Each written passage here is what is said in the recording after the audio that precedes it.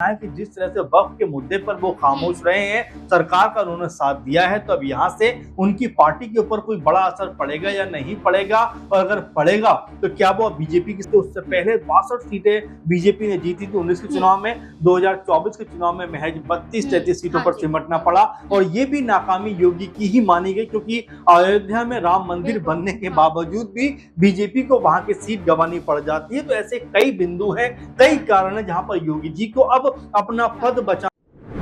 क्या उत्तर प्रदेश में बदलने वाला है मुख्यमंत्री चेहरा? क्या अब योगी आदित्यनाथ से ही छिन जाएगा मुख्यमंत्री पद?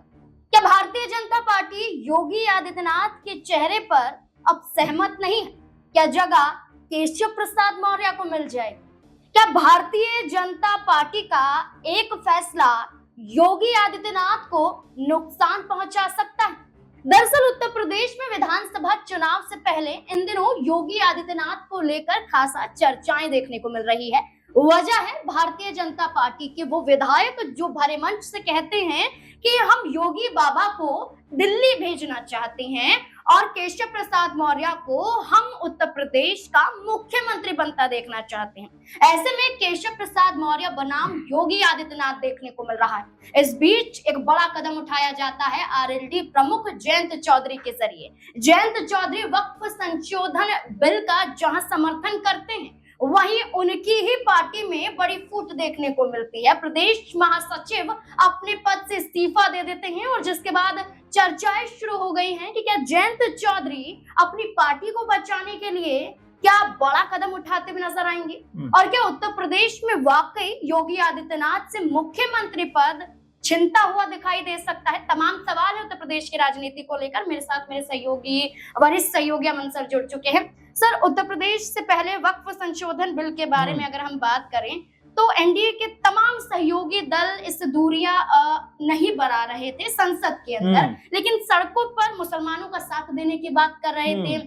दावा किया जाता है कि वक्फ बोर्ड की संपत्ति की रक्षा हम करेंगे, लेकिन जयंत चौधरी जैसे ये बड़े चेहरे उत्तर प्रदेश में अब फंस रहे हैं क्योंकि खुद की ही पार्टी के कई बड़े चेहरे इस्तीफा दे रहे हैं। ऐसे में जयंत चौधरी का क्या बड़ा रोल अब उत्तर प्रदेश में देखने को? देखिए, बिल्कुल जाहिर बात है, क्योंकि वक्फ जो बिल है उसके पास होने के बाद अब लगातार जो सहयोगी दल हैं बीजेपी के, उनके अंदर खलबली मची हुई है कि भाई आखिर होगा क्या, क्योंकि जिस तरह से हम सिर्फ उत्तर प्रदेश की बात करें तो जिसमें ओपी राजभर हो चाहे जयंत चौधरी हो, ये तमाम जो दल हैं ये हिंदू मुस्लिम दोनों को साथ लेकर चलने वाले दल हैं।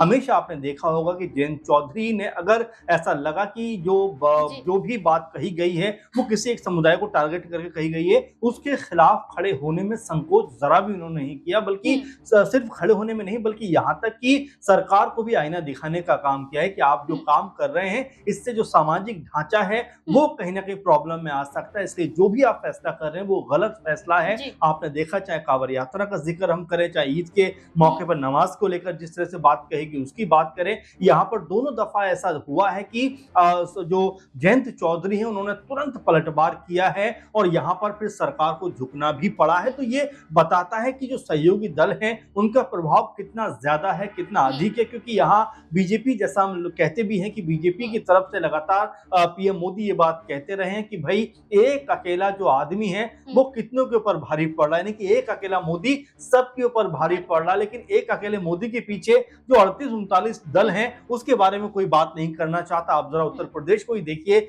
जयंत चौधरी को साथ मिलाकर चुनाव लड़ते हैं, ओपी राजभर को साथ मिलाकर चुनाव लड़ते हैं, अनुप्रिया पटेल को भी साथ मिलाकर चुनाव लड़ते हैं। तो कहीं ना कहीं ऐसा लगता है कि सहयोगी दलों के ऊपर बीजेपी पूरी तरह से निर्भर है, और इस दफा की सरकार तो ऐसा देखने में आता है कि भाई 240 पर बीजेपी सिमटी हुई है, और अगर चाहे टीडीपी हो, चाहे जेडीयू हो, चाहे और तमाम दल हो, अगर बीजेपी के साथ ना खड़े हों तो सरकार में बीजेपी नहीं रह पाएगी।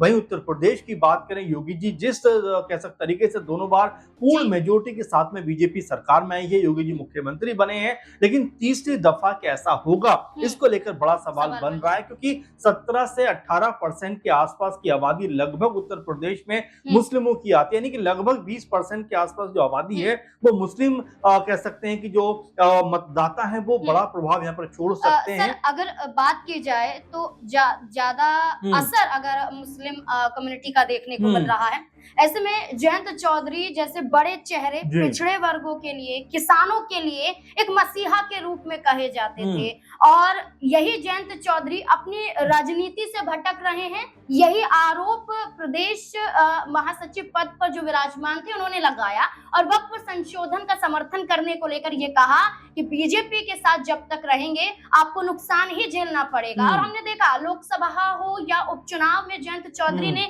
जितनी सीटों की मांग की, भारतीय जनता पार्टी ने सीटें नहीं दी। तो जयंत चौधरी क्या भारतीय जनता पार्टी के खिलाफ या कहीं योगी आदित्यनाथ के खिलाफ कदम उठाएंगे? देखिए, मुझे याद आता है हरियाणा की जरा आप बात करिए कि वहां पर जेजेपी एक समय बहुत मजबूती के साथ में उभरती हुई पार्टी थी, और 2019 में तो आए थे उनको 15% के आसपास वोट मिला था। लेकिन उसके बाद जब किसान आंदोलन शुरू होता है, 3 कृषि कानून जो लाए जाते हैं बीजेपी के द्वारा, और उनको सहमति कहीं ना कहीं दर्ज कराते हुए नजर आते हैं दुष्यंत चौटाला।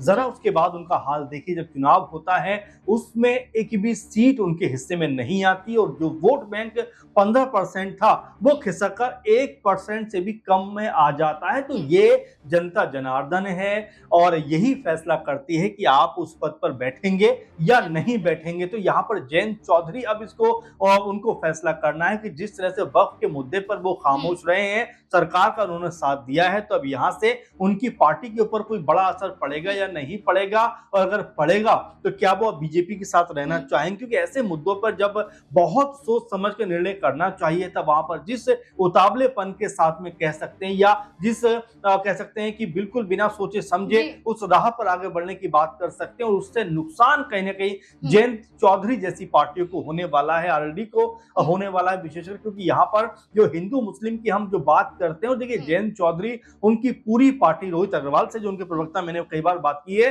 और जिस तरीके उनकी विचारधारा नजर आती है, हमने देखा भी है कि हर एक मुद्दे पर वो बात करते हैं कि भाई हिंदू मुस्लिम हमारे देश के दो सबसे महत्वपूर्ण अंग हैं, दोनों को साथ लेकर चलने की जरूरत है, सौहार्द बनाने की जरूरत है। और यहाँ तक कि योगी सरकार यानी कि अपनी ही सरकार के खिलाफ वो खड़े होते हुए बारंबार नजर आए हैं। लेकिन यहाँ पर जब वक्फ का मामला आता है, कहीं ना कहीं गिर गए। और देखिए 1.5 साल के बाद उत्तर प्रदेश में भी चुनाव है, तो ऐसे में जयंत चौधरी को किस तरह से अपनी पार्टी को बचाना है, किस तरह से अपने आप को बचाना है, क्योंकि उनकी जो पार्टी है वो हमेशा सेकुलरिज्म है उसको आगे बढ़ाने की बात करती है। लेकिन बीजेपी जो है उसकी जो पॉलिटिक्स है, राजनीति है, वो एक बिंदु पर टिकी हुई है। उनको पता है कि भाई हमें क्या मुद्दे उछालने हैं, किस तरह की बयानबाजी करनी है, बटोगे तो कटोगे करना है, 80 और 20 की लड़ाई करना है, एक विशेष समुदाय के खिलाफ बयानबाजी करनी है। सर योगी आदित्यनाथ क्या इन्हीं बयानों की वजह से तो नहीं फंस गए हैं कि अब मुख्यमंत्री बनने को लेकर अपना दावा ही नहीं पेश कर रहे हैं?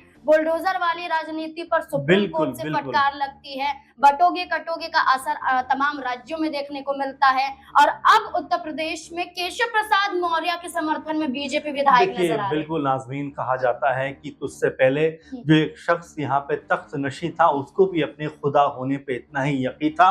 देखिए पद आपके पास है, आज पद है कल पद नहीं रहेगा, लेकिन इतिहास कैसे आपको देखे इसके ऊपर जरूर आपको तवज्जो रखनी चाहिए। क्योंकि मुख्यमंत्री आज आप हैं, मान लीजिए पीएम आज आप हैं, और बड़े बड़े ताकतवर लोग पदों पर रहकर चले जाते हैं, लेकिन उनके बारे में कैसे चर्चा होनी चाहिए ये बहुत अहम हो जाता है। और यही बात आपने बुलडोजर का जिक्र किया, एक समुदाय विशेष के खिलाफ जिस तरह से पूरा का पूरा घर गिरा देना और तमाम तरह प्रॉपर्टी को जमींदोज कर देना, इससे नुकसान कहने के उस परिवार का होता हुआ नजर आया। कोर्ट ने भी कहा कि भाई जो मुजरिम है, अपराधी, उसको आप पकड़े, सजा दिलाइए, लेकिन ये क्या तरीका होता है कि घर आप गिरा दे रहे हैं, बिल्डिंग आप ध्वस्त कर दे रहे हैं, और इसको लेकर उनको फटकार लगती हुई नजर आई। इसके अलावा आपने देखा कि उत्तर प्रदेश में 2024 के जब आम चुनाव हुए थे उससे पहले 62 सीटें बीजेपी ने जीती थी 19 के चुनाव में, 2024 के चुनाव में महज 32-33 सीटों पर सिमटना पड़ा, और ये भी नाकामी योगी की ही मानी गई, क्योंकि अयोध्या में राम मंदिर बनने के बावजूद भी बीजेपी को वहां की सीट गंवानी पड़ जाती है। तो ऐसे कई बिंदु हैं,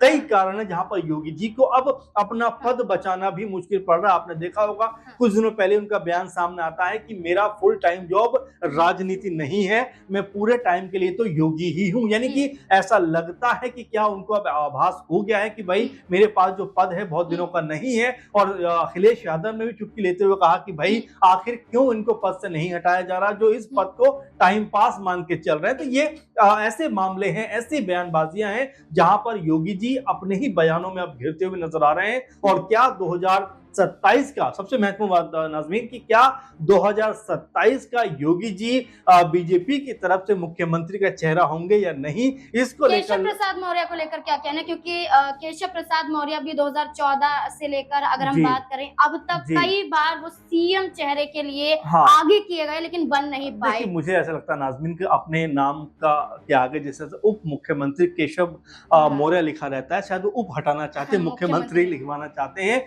और उनकी जो अभिलाषाएं हैं, उनकी जो मंशाएं हैं कई बार निकलकर सामने आती रही। आपने देखा कि एक बार पुलिस की बड़ी मीटिंग लेते हुए नजर आ रहे थे, उस समय अखिलेश यादव समेत तमाम सपा के नेताओं ने कहा था कि क्या योगी जी की अब जो दखल अंदाजी है या जो एक पद की जो गरिमा है, क्या उसको केशव प्रसाद मौर्य हटाना चाहते हैं। केशव जी ने यह भी कहा कि भाई कोई भी संघ, कोई भी पद जो है वो जो संगठन है उससे बड़ा नहीं हो सकता। आपने देखा कि वो जो राज्यपाल हैं उत्तर प्रदेश की आनंदीबेन, उनसे भी मुलाकात करते हुए नजर आते हैं। और फिर विधायक भी ये कहते हुए नजर आते हैं कि भाई अब योगी जी को दिल्ली भेज दीजिए और उत्तर प्रदेश में मौर्य जी को आप मुख्यमंत्री बनाइए। तो यहाँ बड़ा कह सकते हैं घालमेल दिखाई दे रहा है। खुद बीजेपी के जो कह सकते हैं एमएलए हैं, बीजेपी के विधायक हैं, वो भी योगी जी के खिलाफ आते हुए नजर आ रहे हैं। बिल्कुल, उत्तर प्रदेश में 2027 के विधानसभा चुनाव से पहले जहां मुख्यमंत्री चेहरे को लेकर योगी आदित्यनाथ खुद इनकार करते हुए नजर आते हैं, तो वहीं भारतीय जनता पार्टी के विधायक